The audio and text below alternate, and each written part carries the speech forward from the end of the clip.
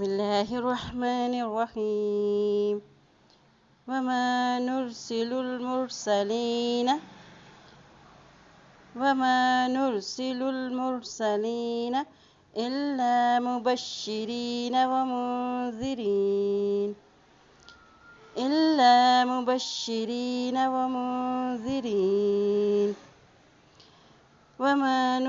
المرسلين إلا مبشرين ومنذرين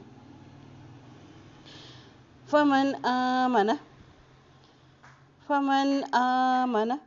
وأصلح